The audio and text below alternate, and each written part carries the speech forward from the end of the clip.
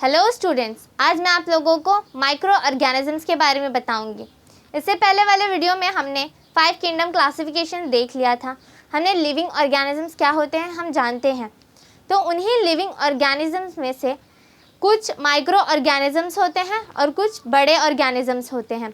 तो माइक्रो का मतलब होता है बहुत ही छोटा यानी माइन्यूट, और ऑर्गेनिज्म यानी लिविंग ऑर्गेनिज्म जो अलाइव हैं। ठीक है, अब माइक्रो ऑर्गेनिजम्स जो हैं वो 1 ट्रिलियन स्पीशीज़ हैं उनकी। ये हमारे न्यू रिसर्च के हिसाब से 1 ट्रिलियन स्पीशीज़ बताई गई है, यानी वर्ल्ड में सबसे ज़्यादा माइक्रो ऑर्गेनिजम्स हैं। अब हम सोच रहे होंगे कि हम इतने सारे इंसान हैं, एनिमल्स हैं, तो माइक्रो ऑर्गेनिजम्स हमसे ज़्यादा कैसे हैं। माइक्रो ऑर्गेनिजम्स बहुत ज़्यादा हैं और वो दिखते नहीं हैं, इसलिए हमें उनकी क्वांटिटी नहीं पता चलती। सो हम आज क्लासिफिकेशन ऑफ माइक्रो ऑर्गेनिजम्स देखेंगे। माइक्रो ऑर्गेनिजम्स ज़्यादा होने की वजह से उनको अलग अलग क्लासिफाई किया गया ताकि हम उसकी स्टडीज़ इजीली कर सकें, हमें डिफ़िकल्टी ना हो याद करने के लिए। सो अब मैं स्टार्ट करती हूँ अपना लेक्चर। तो हम क्लासिफिकेशन ऑफ माइक्रो ऑर्गेनिजम्स देखेंगे।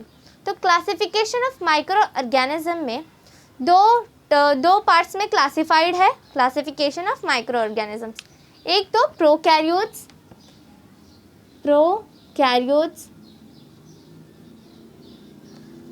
And eukaryotes.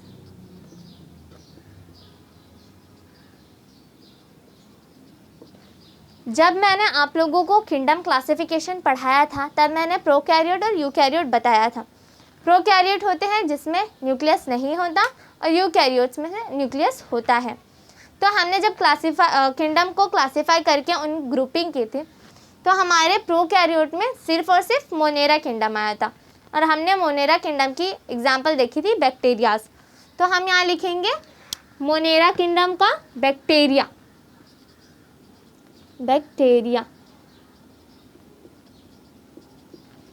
तो प्रोकैरियोट सिर्फ बैक्टीरिया हैं, उनमें न्यूक्लियस नहीं होता है। उसके बाद हम देखेंगे यूकैरियोट्स में हमारे चारों किंगडम आ गए थे। ये बात हुई थी कि मल्टी सेल्यूलर और यूनिसेल्यूलर की। तो प्रोकैरियोट में मल्टी सेल्यूलर नहीं है, सिर्फ यूनिसेल्यूलर है, तो हम उसको लिख देते हैं यूनिसेल्यूलर। ये यूनिसेल्यूलर। अब हम देखेंगे यूकैरियोट। तो यूकैरियोट भी डिवाइडेड है टू क्लासिफिकेशन में क्लासिफाई होके है।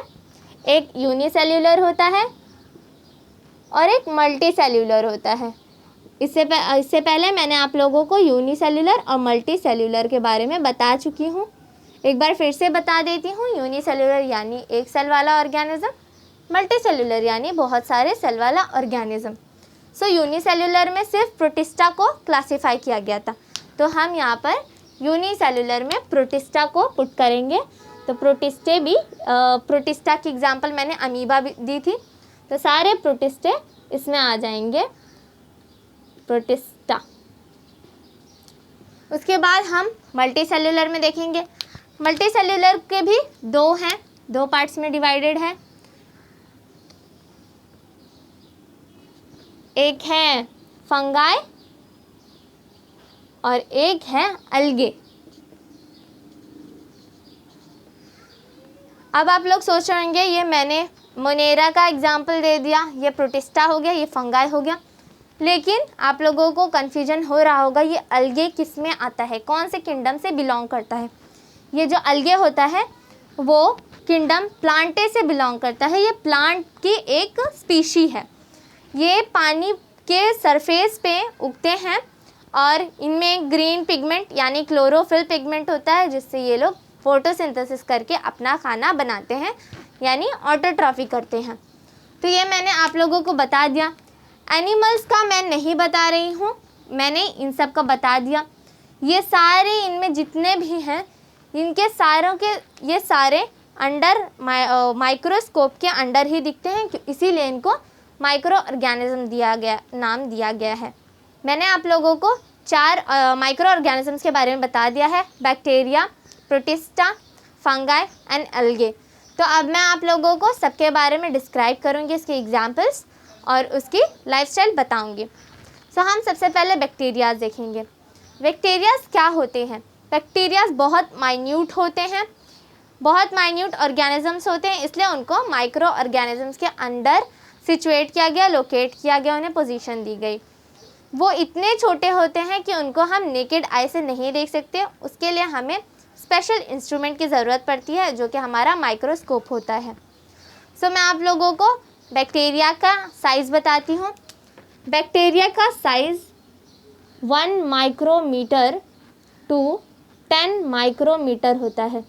अब आप लोग ये माइक्रो का समझ में नहीं आ रहा होगा, ये माइक्रो किसको बोलते हैं?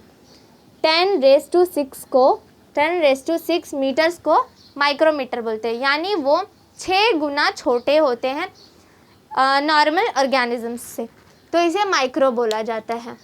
उसके बाद हम इसकी लाइफस्टाइल देखेंगे।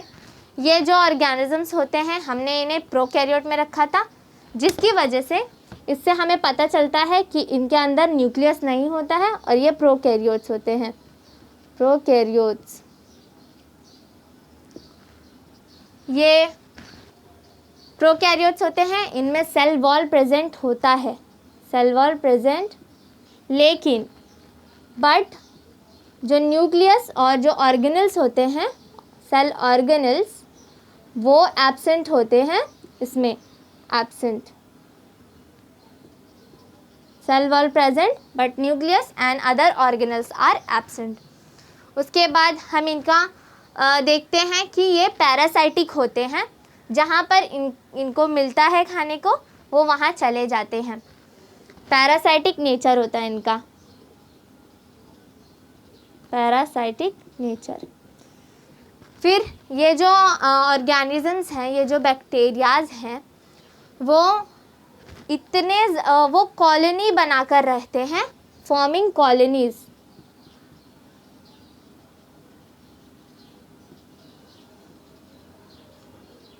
मतलब सिंगल नहीं रहते, कहीं पर भी कॉलोनीज फॉर्म करके रहते हैं।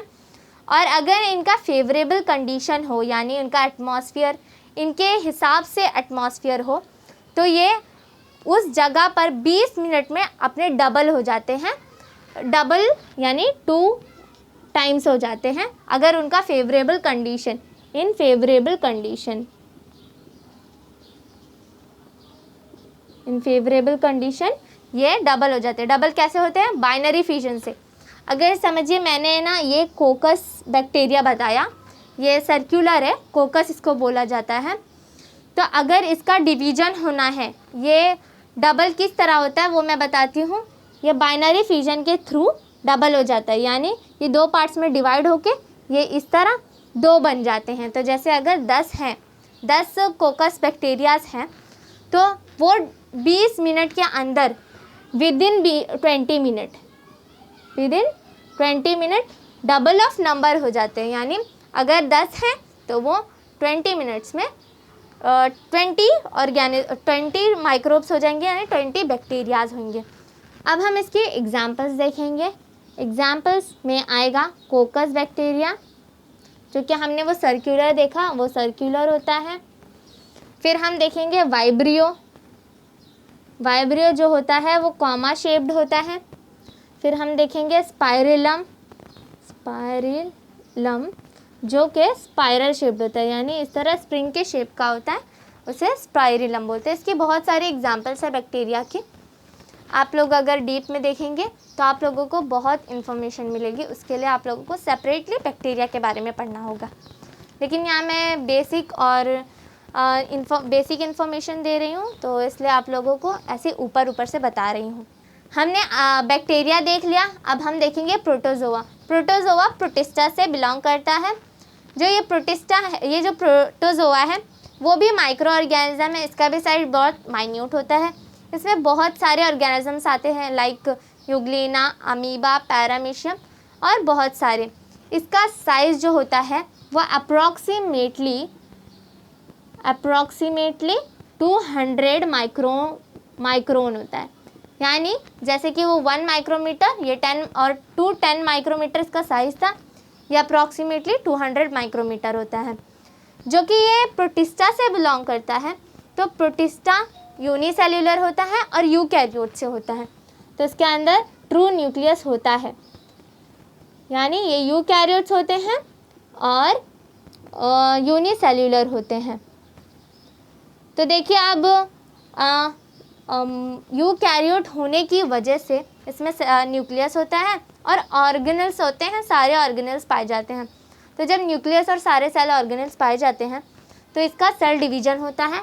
तो ये डिवाइड यानी इनका रिप्रोडक्शन जो है नॉर्मल सेल डिवीजन जो होता है उससे होता है। सिंपल सेल डिवीजन से इनका रिप्रोडक्शन होता है, सेल डिवीजन।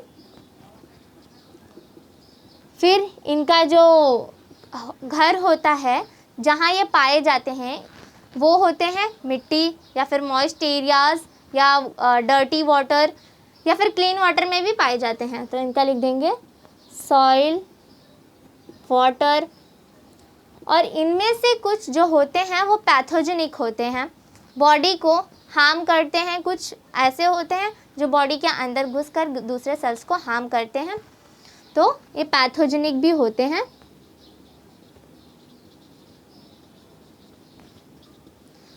उसके बाद हम इनका देखेंगे, हमने इनका मोड ऑफ न्यूट्रिशन जानते हैं हम।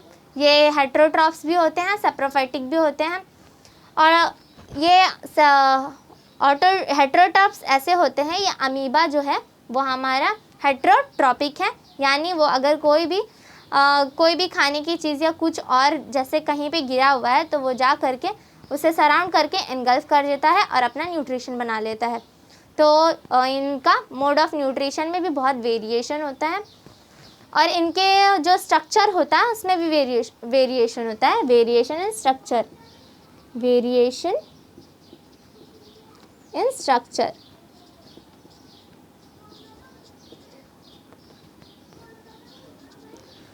जैसे कि अमीबा में नॉर्मल होता है, अमीबा उसका कोई साइज़ और शेप नहीं होता है, वो विदाउट शेप का होता है वो। लेकिन जो यूग्लिना होता है उसके पास फ्लैजेला होता है लाइक थ्रेड, जिससे वो लोकोमोशन कर सकता है। लोकोमोशन के लिए उसके पास फ्लैजेला होता है।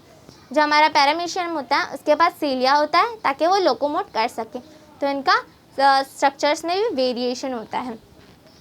फिर हम देखेंगे इनमें से कुछ ऐसे होते हैं जो दूसरे डिजीज़ इंसानों के अंदर या फिर एनिमल्स के अंदर डिजीज़ पैदा करते हैं। जैसे मलेरिया के लिए पैरामीशियम वाइवेक्स। पैरामीशियम वाइवेक्स जो होता है वो मलेरिया को कॉज करता है। इंसानों में मलेरिया पैरामीशियम वाइवेक्स की वजह से होता है। और भी बहुत सारे हैं इसमें, आप लोग एग्जाम्पल चाहें तो सर्च कर सकते हैं दूसरी जगहों पर या अपनी कॉपीज़ में निकाल के देख सकते हैं। ये मैंने एक एग्जाम्पल आपको बता दी है, तो मैं इधर पे एग्जाम्पल लिख देती हूँ। अमीबा, इनमें अमीबा हिस्टोलाइटिका होता है। पैरामीशियम, पैरामीशियम से आप समझिए पैरामीशियम का साइज शेप क्या होगा। पैरा से समझिए जो आप फुटवेयर पहनते हैं, चप्पल वगैरह, उसका शेप होता है, यानी कुछ इस तरह इसका शेप होता है। जैसा आप लोग फुटवेयर पहनते हैं इस तरह कुछ उसका शेप होता है पैरामीशियम का। पैरामीशियम वाइवेक्स, पैरामीशियम में भी बहुत सारे हैं जो अलग अलग डिजीज़ कॉज करते हैं। तो इस तरह इसके एग्जांपल्स हैं। अब हम देखेंगे थर्ड ऑर्गेनिज्म, माइक्रो ऑर्गेनिज्म, जो कि है फंगाई। फंगाई जो होते हैं वो किंगडम फंगाई से बिलोंग करते हैं। उनमें साइज़ का वेरिएशन होता है। कुछ ऐसे होते हैं जो हम नेकेड आई से देख सकते हैं और कुछ हम नहीं देख सकते। वो जो है उनका साइज़ जो है 10 माइक्रोन से 100 माइक्रोन तक होता है। अप्रॉक्सीमेटली 10 माइक्रोन टू 100 माइक्रोन, यानी माइक्रोमीटर इसका साइज़ होता है। और ये जो है मल्टी सेलुलर भी होते हैं, यूनिसेलुलर भी होते हैं, और ये यूकैरियोट्स होते हैं। यूकैरियोट्स होने की वजह से इसमें न्यूक्लियस भी होता है, सेल ऑर्गेनल्स भी होते हैं। इनमें जो रिप्रोडक्शन होता है वो सेक्सुअल असेक्सुअल दोनों होता है। सेक्सुअल सिंपल सेल डिवीजन से होता है, सिंपल सेल डिवीजन।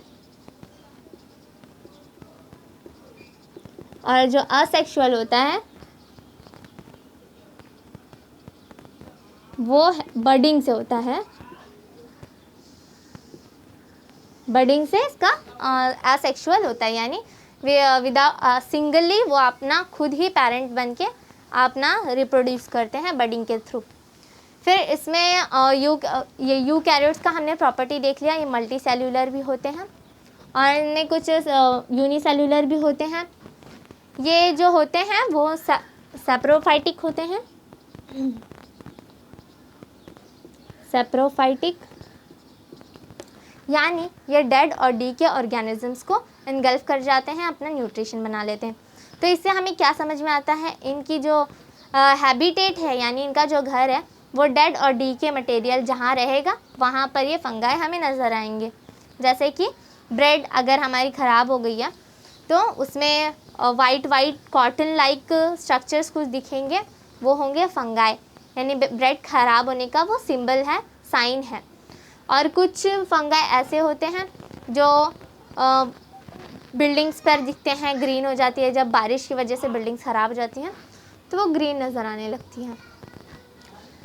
फिर ये सेप्रोफाइटिक देख लिए हमने और इनका लोकेशन तो हम जान गए हैं, और डेड डी के मटेरियल जहाँ होते हैं वहाँ पर ये पाए जाते हैं। अब हम इसकी कुछ एग्जांपल्स देखेंगे। एग्जांपल में यीस्ट आ जाता है, यीस्ट ब्रेड वगैरह बनाने के लिए यीस्ट की ज़रूरत होती है, जहाँ पर बेकरीज़ वगैरह होती हैं, बेकरीज़ में यीस्ट का इस्तेमाल होता है। और घर में भी कुछ चीज़ें बनाने के लिए, जैसे बेकरी प्रोडक्ट वगैरह बनाने के लिए यीस्ट का यूज़ होता है। और मशरूम भी फंगस की ही टाइप है, एग्जाम्पल है। अब हम फोर्थ देखेंगे, फोर्थ है अलगे। अलगे जो है प्लांट किंगडम प्लांटे से बिलोंग करता है, वो बहुत माइन्यूट होते हैं, उनका साइज़ होता है अप्रॉक्सीमेटली 10 माइक्रोमीटर टू 100 माइक्रोमीटर। इसका भी साइज़ कुछ फंगाई के तरह ही होता है। ये जो प्लांट किंगडम प्लांटे से बिलोंग करते हैं उसकी वजह से ये यूकैरियोट होते हैं, यानी इनमें न्यूक्लियस होता है। मैं बार बार आप लोगों को न्यूक्लियस बोल रही हूँ ताकि आप लोगों को ये समझ में आए कि यूकैरियोट्स का मीनिंग न्यूक्लियस होता है और यू मतलब ट्रू। तो अगर आप लोगों को कहीं आए तो आप इजीली आंसर कर सकें और समझ सकें। उसके बाद ये जो होते हैं ऑटोट्रॉपिक होते हैं, ऑटोट्रॉफ यानी ये खुद का न्यूट्रिशन खुद बनाते हैं। ऑटो यानी खुद, मतलब सेल्फ डिपेंडेंट होते हैं। वो किस तरह अपना खाना खुद बनाते हैं, क्योंकि ये प्लांट से बिलोंग करते हैं, इनका कलर ग्रीन होता है और इनमें क्लोरोफिल पिगमेंट पाया जाता है, तो ये फोटोसिंथेसिस करते हैं जिसकी वजह से इनका न्यूट्रिशन खुद से बनता है।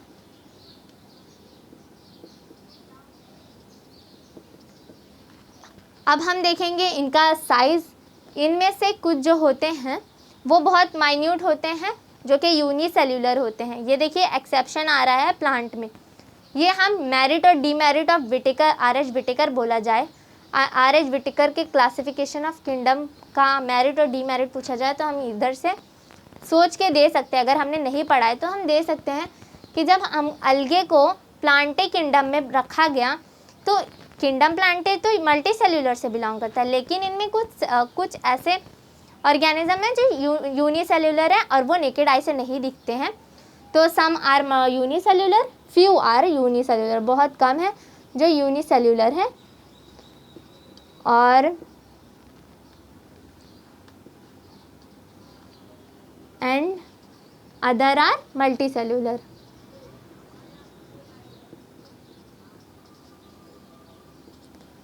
उसके बाद ये देखिए, मैंने आप लोगों को शुरुआत में ही बताया इनका जो हैबिटेट होता है वो पानी होता है, पानी के ऊपर ये रहते हैं। तो ये ऑन वाटर्स, पानी के ऊपर ये ग्रीन जो उगे हुए होते हैं वो होते हैं अलगे। अब मैं इनकी कुछ एग्जांपल्स दे देती हूँ। एग्जांपल्स आर क्लोरेला और क्लेमाइडोमोनास।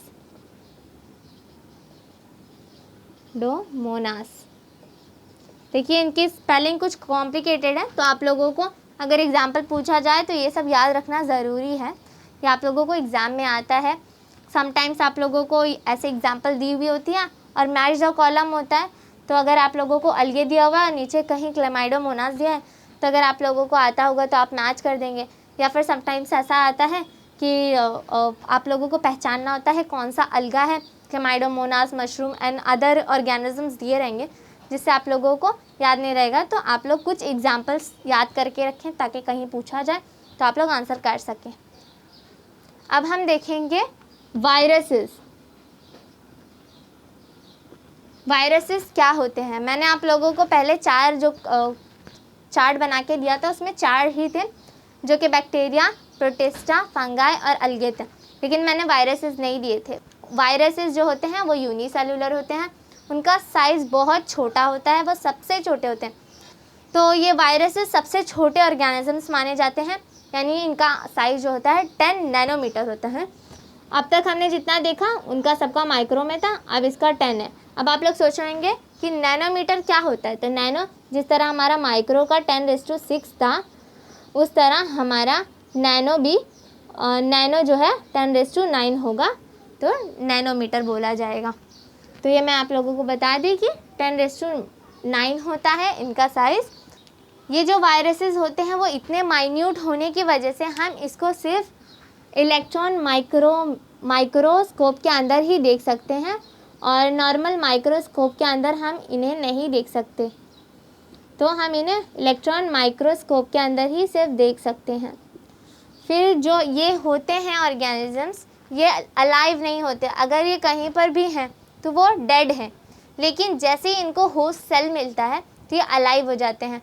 तो जब ये वैसे तो इन्हें डेड माना जाता है, लेकिन जैसे ही होस्ट सेल मिलने की वजह से alive when meet with host cell, host cell.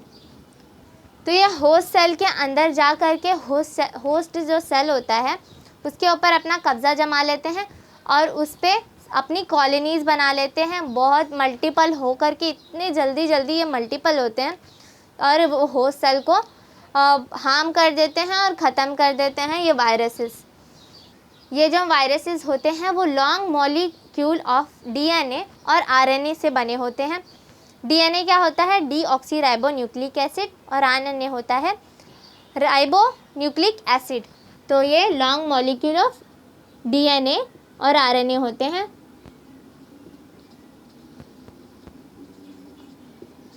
DNA and RNA. उसके बाद ये तो लिविंग ऑर्गेनिज्म के अंदर ही अलाइव होते हैं, जैसे कि इंसानों में या फिर जानवरों में या फिर प्लांट्स में। प्लांट्स भी लिविंग ऑर्गेनिज्म है, तो उनको भी अगर टच हो गए तो वो उनके अंदर अलाइव हो जाते हैं और मल्टीप्लाई हो जाते हैं। ये जो हैं डिजीज़ कॉज करते हैं, जैसे कि मैंने आप लोगों को बताया, होस्ट सेल के अंदर जाके उन्हें हार्म करते हैं और अपनी जगह बना लेते हैं।